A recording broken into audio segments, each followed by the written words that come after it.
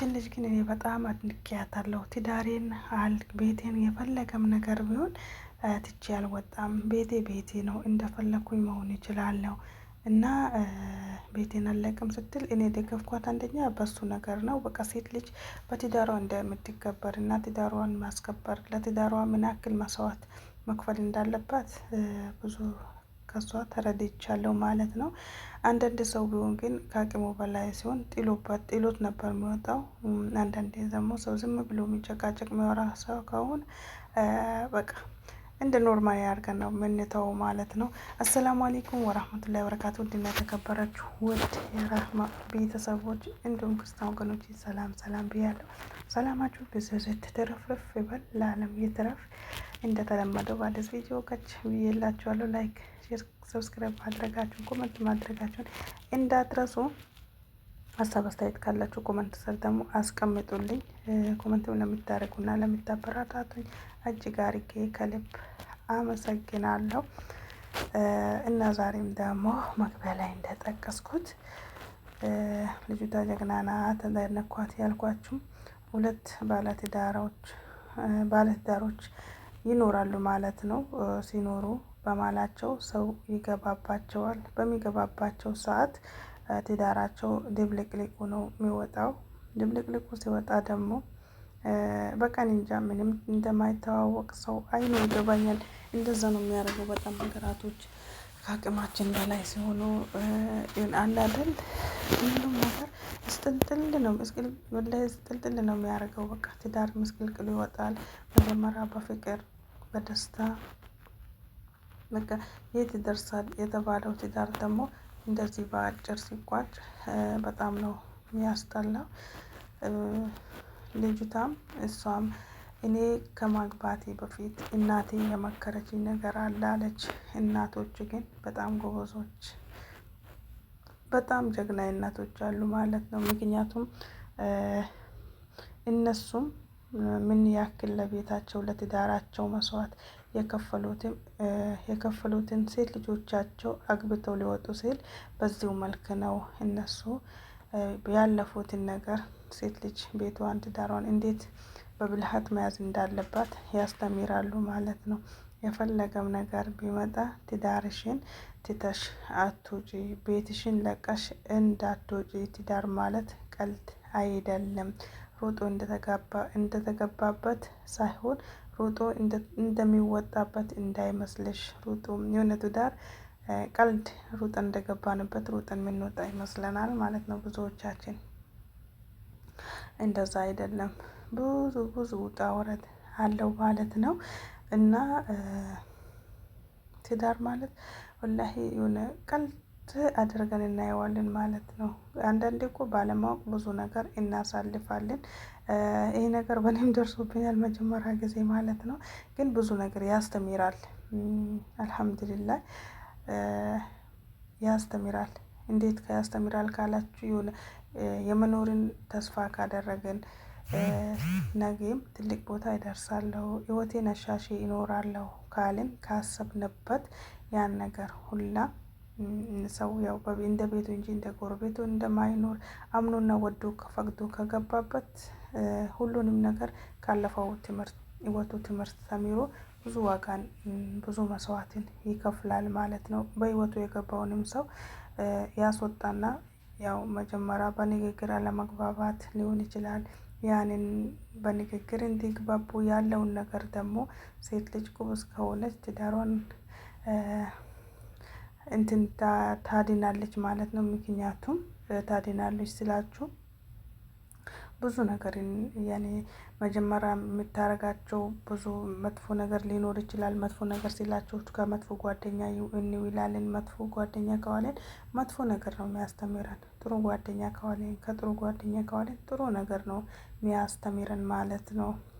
አንዳንድ ሰው ብዙ ነገር ቢያወራም ደግሞ ብለን እንተዋለን። በዛ ሰው እኮ የሆነ አንድ ነጥብ ልንይዝበት እንችላለን።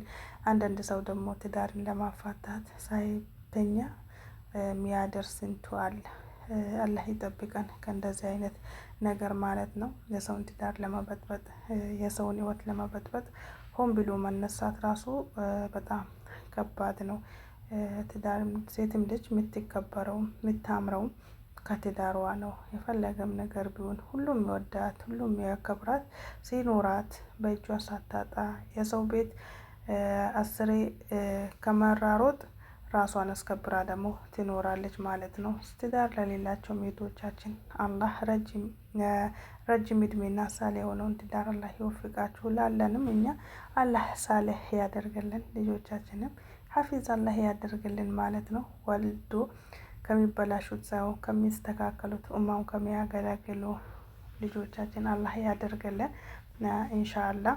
እና እቺ ልጅ የእናቷን ያለቻትን ሰምታ በማላቸው ሰው ቢገባም ግን አልወጣም ብላ ነው እንትን ብላ የተቀመጠችው። መጀመሪያ ጊዜ በቃ ቤቱን ሊጥ ይወጣለሁ እናንተ የኖሩበት ብላ ነበር ጥላ የወጣችው።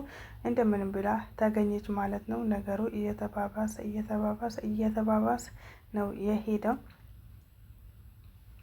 በሚሄድበትም ጊዜ ነገሩም ተባብሶም በሚሄድበት ጊዜ እሱም ነይ እንውጣ፣ ቤቱን ትተን እንውጣ፣ ሌላ መሩም እንይዝ ይላታል ማለት ነው። እኔ በጭራሽ ቤቴን ለቅቄማ ንክት አልልም። አንዴ ባለፈውም ለወጣሁት እንዴት እንደሚጸጽተኝ ራሴ ነው ማቀው። ስለዛ ቤቴን ጥዬ አልወጣም ብላ ድርቅ ትላለች ማለት ነው። እሱም ጥሏት ይወጣል። እሷም ደግሞ እናቴ ያለችኝን ነገር ነው ያስኩትኝ፣ እናቴ ልጄ ብላ ማቁጭ አርጋ አስተምረኛለች። እናቴ ያስተማረችኝን ነገር እኔም ይዤ ነው ያለሁት እስካሁን ድረስ የእናትን ምክር በመስማቴ።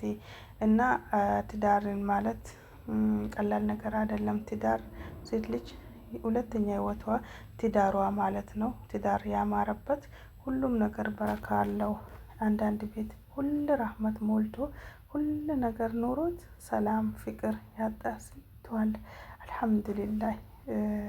ሲመሽጭ ማለት ሲነጋጭ ማለት በጣም ከባድ ነው። አንዳንድ ቤት ግን ምንም ባይኖር ባለው ለምን ቆሎ በልቶ አያድርም ማለት ነው። በፍቅር ደስ ያለው ዘና ያለ ተኝቶ ካገኘው ይበላለው፣ ካላገኘው አላገኘው ነው ብሎ ነው ለጥ ብሎ እንቅልፉን ተኝቶ የሚያድረው።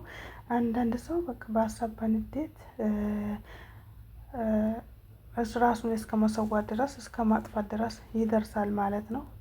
ተናዶ ምንም ነገር ለማያመጣ ነገር። አንዳንድ ግን ባሰ ትዳሩን ይበጠብጣል። አንዳንድ ሰው ግን ማሻአላህ ቢሪበውን ቢጠማውን ያን ሁላ ችግር አሳልፎ የነገውን እያስታወሰ ያለፈውን እያስታወሰ የሚጸጸት ሳይሆን የነገውን እያስታወሰ ደግሞ በደህና ተስፋ ይኖራል ማለት ነው። አላህን እያመሰገነ ፈጣሪውን እያመሰገነ። ምክንያቱም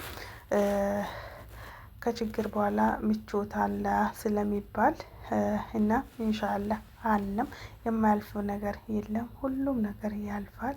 እኛ ደግሞ ችለን ካለፍነው ኢንሻአላህ ቢዝኒላህ ፍቃድ እና ነገራቶችን ደግሞ በሂደት በንግግር ካልተግባባ ሰው ንግግር ካልፈታው በጣም ከባድ ነው።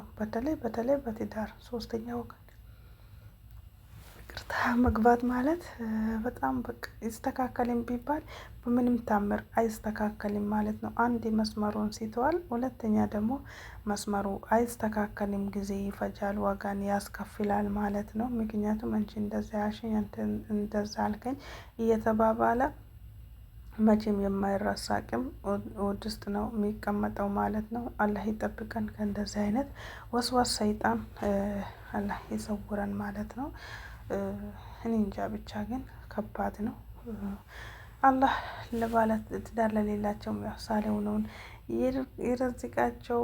በስደት ያለንም ከስደት አውጥቶ ለረመዳን በአመት ረመዳን ቤተሰቦቻችን ይናፍቁናል፣ ልጆች ይናፍቁናል። ኢንሻአላህ ሁሌ በሰው ሀገር ሳይሆን ሀገራችንም አላህ በሰላም ያስገባል። ሀገራችንም ሰላም አላህ ያደርግልን። ሰላም አማን። ሁላችንም ደግሞ ባያለንበት ወጥቶ ከመቅረት አላህ ይጠብቀን ኢንሻአላህ። በሌላ ቪዲዮ ደግሞ በአዳዲስ ቪዲዮ እስከምንገናኝ መልካም ጊዜ መልካም ቆይታ። በያላችሁበት ሰላማችሁ ብዝዝት ይበልልኝ እና ኮመንታችሁን ደግሞ ከጻፋችሁልኝ ይህንን ነገር አስተካክልልኝ ካላችሁኝ ኢንሻአላህ ከማስተካከል በቻልኩት አቅም ወደ ኋላ አልልም። ያው እናንተ ደግሞ አበረታቱኝ። አይነት በእጅግ አድርጌ ነው ከልብ ማመሰግናችሁ። ያው ኮመንታችሁን ግን የሁላችሁንም እያየሁ ነው እያነበብኩ ነው። አላህ ያክብርልን። ኢንሻአላህ ነገም ደግሞ ትልቅ ቦታ ደርሰን ብዙ ነገር ደግሞ ምንሰራ ታሪክ ምንሰራ አላህ ያደርገን። ከመዳም ቤት ከመዳም ኩሽና አላህ ያውጣንና የራሳችንን ርዝቅ አላህ ያስፋልን። ላላ ደግሞ ምንም አይሳነውም። አላህ እንደ ሰው አይደለም። ነገራቶችን እንደፈለገ ማድረግ የሚችለው እሱና እሱ ብቻ ነው። ኢንሻአላህ በጣም ወዳችሁ በጣም ማከብራችሁ። ሰላማችሁን በያላችሁበት ሰላማችሁ አላህ ያብዛልኝ። አሰላሙ አለይኩም